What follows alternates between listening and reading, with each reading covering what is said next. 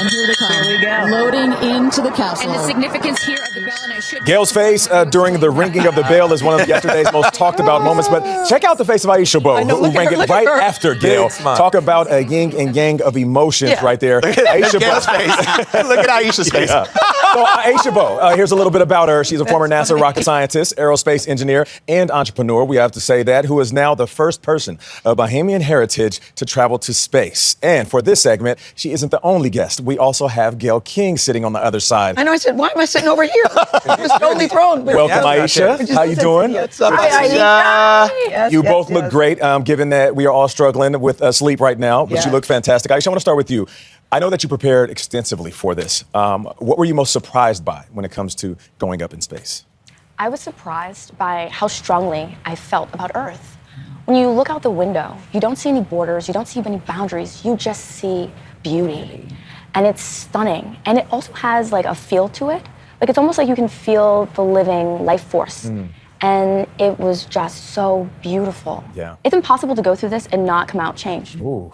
It sounds like there are a lot of feelings inside the capsule as well. You were taking up space when you're all floating there. That was a beautiful moment. But also the countdown, you did it together? Yeah. The hardest part, didn't you think, was waiting? Because we were sitting there for at least 25 minutes before we took Strapped out. in. Strapped in. And you hear the comms going, engines, it's a go. Communications, it's a go. They go through 6 different categories. It's a go, it's a go, it's a go. Cleared for liftoff. And then even after that, we had another, I would say, 10 minutes. And at that point, we're all, let's go, let's go, let's go, let's go. So when it finally came to 10, 9, 8, we did that out loud. And when those rockets flared, we were like, okay, stuff just got real. Let's go. One of the things that each of you were allowed to bring friends and families and supporters. And Aisha, you had all of the black women who had been into space, who had gone into space. Not all of them, but most of them were there yesterday. Idea. And we had Dr. Mae Jemison on the air with us. And there's a photo op here. Yeah, there's a picture of all of you after, along with Gayle, who's now an astronaut. But I want you to talk about this. She had a T-shirt made with all our names. It's only on one side. I know. It's not even enough to fill 2 sides of a T-shirt. That's right. It's only on one. And actually, side. I have that T-shirt. I should have bought it in as a show and tell. But I wanted to ask you about the importance of space travel. I know that people will say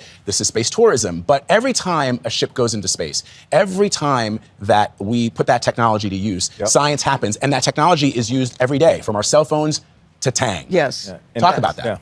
When I was in high school, I used to have to print out like the directions to get somewhere, right? I don't know if you remember that on MapQuest, and you had like a navigator buddy, and you'd hope that they called out things in the right order so We you didn't could have get to where you're printers in my trying to day. go. It was just a book with maps.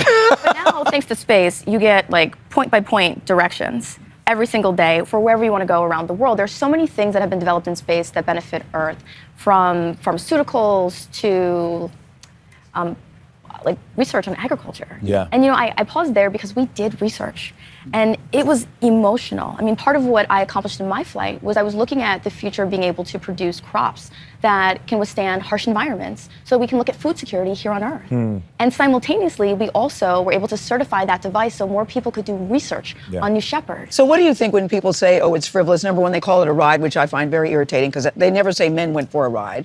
What do you say to people who think that this was frivolous or just a ride? You know, I think the message that it sends is very, very powerful. And the people that say that, by the way, weren't there. But go ahead. I wish they could have seen the face of Zofia. I don't know if you got a chance to meet her, but she's a 6-year-old who we hosted. And to say she was excited is an understatement. And I asked her, okay, you've now gotten a chance to see a launch. What do you want to do? And she's like, I want to go to space, and I want to help protect Earth.